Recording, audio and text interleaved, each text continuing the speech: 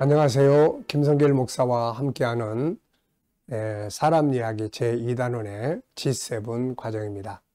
전 시간에 이어서 1-3회 계속 진행하겠습니다. 13쪽부터입니다. 자, 지금 우리는 심리질병의 원인, 그래서 일반 심리학이 보는 원인은 뭔가, 어떻게 마음의 아픔, 정신질환의 그런 심리질병의 원인을 어떻게 보고 있는가. 그래서 여기에 우선 심리학의 대표적인 인물들의 이야기, 몇 사람 이야기를 실어놨습니다. 우선 프로이드의 이야기, 또 칼 융의 이야기, 그리고 알프레드 아둘러의 이야기, 자, 행동치료자 버스 스키너의 이야기. 자, 이 시간에는 합리적 정서 행동치료 알버트 앨리스라는 사람의 이야기를 또 좀 살펴봅니다. 앨리스는 심리적 부적응과 정신장애의 원인은 비합리적 신념에 있다고 봤습니다. 비합리적, 논리적으로 합리적이질 못해. 항상 보면은 이제 어떤 문제를 다룰 때 논리를 이야기를 해요. 그렇지만은 부정적으로 왜곡돼 있어요. 그래서 지금 그런 부분을 이야기를 하는 겁니다. 그는 인간의 고통은 외부 사건 자체가 아니라 그에 대한 생각으로 인해 발생한다고 봤어요. 어떤 사건에 대해서 생각을 어떻게 할 거냐에 따라서 마음의 병으로 가기도 하고 그냥 정상적으로 가기도 하고 한다는 거죠. 그는 부정적 문제를 지닌 내담자들이 지니고 있는 비합리적 신념의 내용을 밝히고 그것을 합리적으로 변화시키는 데 초점을 맞췄습니다. 인간은 합리적 사고를 하는 경향을 지니고 있지만 또한 비합리적인 사고를 하는 강력한 경향성도 있어요. 왜 그러냐면은 성경적으로 보면은 창세기 1장 27절 선한 성품도 있고 창세기 3장에 죄성의 성품도 있어요. 그렇기 때문에 인간은 이렇게 선하게 논리적으로 볼 수 있고 긍정적으로도 볼 수 있지만 죄성을 따라서 왜곡되게 부정적으로도 볼 수 있는 내면의 세계가 있다는 것이죠. 개인의 비합리적 성향은 생물학적 또는 사회환경적 요인에 따라 각기 다르기 때문에 생활 속에서 고통과 불행을 느끼는 정도도 사람마다 다릅니다. 정신적으로 건강한 사람과 병리적 사람들의 유일한 차이점은 비합리적 신념을 신뢰함으로 스스로를 정서적으로 고통스럽게 만드는 빈도와 강도의 차이에 있다라고 하는 거죠. 생각을 바꿔버리면은 문제가 간단한데 생각을 자꾸 꼬아서 본다는 거예요. 그러다 보니까 스스로의 생각 속에서 고통을 만들어낸다는 거죠. 자, 이번에는 이제 인지치료 대표적인 인물 아론 백이라는 사람인데요. 근본적으로 정신장애의 원인은 편향된 인지도식에 근거한다. 우울증을 설명하는 가장 대표적인 이론은 백의 인지이론이다. 그에 따르면 우울증 환자들은 자기 미래, 주변 환경에 대해서 부정적 사고와 심성을 지닌다. 앞에서 이야기했던 앨리스라는 사람하고 비슷한 이야기를 좀 하고 있어요. 즉 우울한 사람들은 자기에 대해서는 결점이 많고 부적절하며 무가치하고 사랑받지 못한 존재라고 생각한다. 또한 자신의 미래에 대해서는 비관적이고 현재의 어려움이 계속될 것이라고 여기며 세상에 대해서는 세상과 타인이 자신에게 적대적이라고 생각을 합니다. 자, 이것은 창세기 3장, 우리가 성경적인 입장에서 보면은 창세기 3장의 아주 전형적인 틀입니다. 문제는 이들은 창세기 3장의 잘못된 자신을 마치 진짜 자신처럼 여기고 있다는 거죠. 예수님은 이것을 부인하라고 하셨고 바울 사도는 이것을 진짜 자기가 아니니까 이걸 따라가지 말라고 이야기를 하고 있는 거죠. 로마서 7장 20절의 내용입니다. 무슨 말이냐면은 항상 우리가 이 성경 창세기 1장 27절과 창세기 3장의 내용을 딱 이해를 하고 보면은 지금 앞에서 이야기한 요 심리학자들의 이야기를 다 이해할 수 있어요. 창세기 1장 27절, 창세기 3장이 이게 무의식 세계 속에서 다 작동을 하는 거예요. 그래서 선한 본능도 있고 악한 죄성도 또 같이 움직이고 있고 선한 본능을 대로 살아가면 심리질병에 걸릴 이유가 하나도 없죠. 행복합니다. 근데 이 무의식 속에 있는 뭔가 선한 욕구, 뭔가 긍정적 욕구를 이루고 싶은데 이게 뭔지 모르고 이걸 행할 수가 없는 거예요.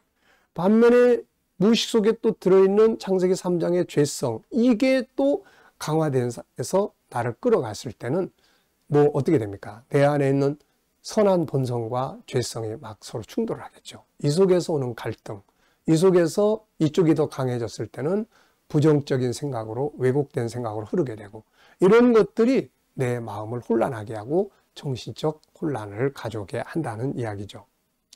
자, 인간 중심 치료의 칼 로저스는 또 이렇게 이야기합니다.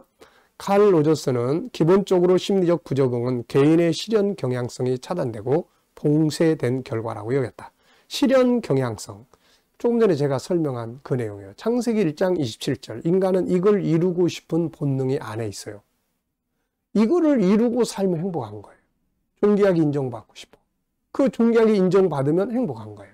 근데 이 사람은 이거를 실현 경향성이라고 이야기를 합니다. 근데 이게 억제되는 거예요. 뭐 때문에 억제가 됩니까? 바로 창세기 3장의 죄성 때문에 억제가 되는 거예요. 죄가 나를 가로막. 그래서 예수님은 날 따라오려거든 이거를 부인하라는 거죠.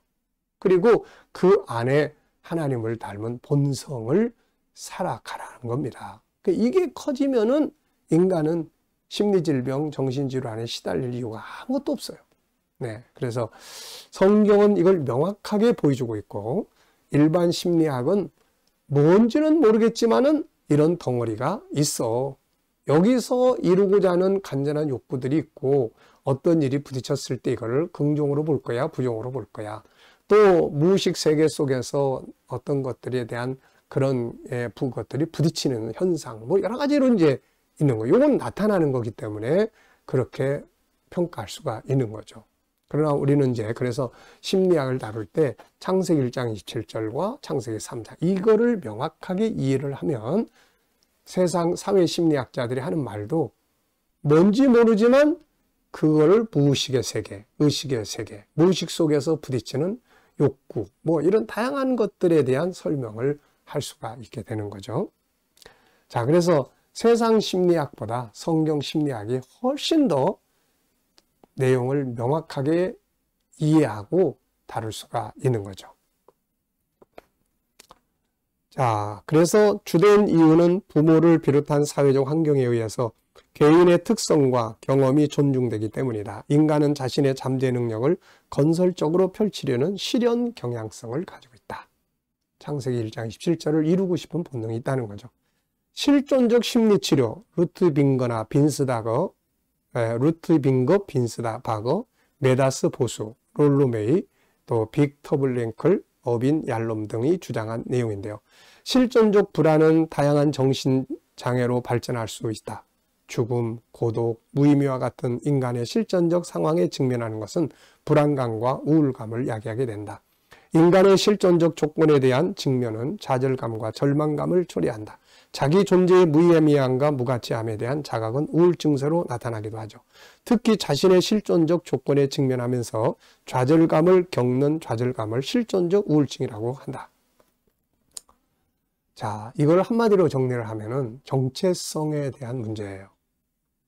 예, 그래서 성경은 나의 본질, 나의 존재의 배경, 내 미래를 명확하게 밝혀주고 있기 때문에 이런 부분에서의 정신적 갈등을 성경을 바르게 알면 쫙 해결해 갈 수가 있게 되는 거죠. 그러나 세상은 이걸 몰라요. 죽음을 앞에 두고 있는데 죽음이 뭔지 모르니까 당연히 그것 때문에 불안할 거고 두려울 거고 우울할 거고 그러지 않겠습니까? 이게? 자, 이번에는 게스탈트 형태 전체적 모양 치료인데요. 프리츠 펄스라는 사람이 주장을 했어요.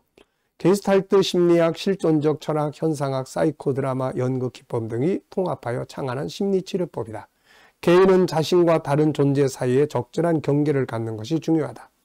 타인과 친밀한 관계를 맺기 위해서 유연한 경계를 갖는 동시에 자율적 존재로 행동하기 위해서는 확고한 경계를 갖는 것이 필요하다.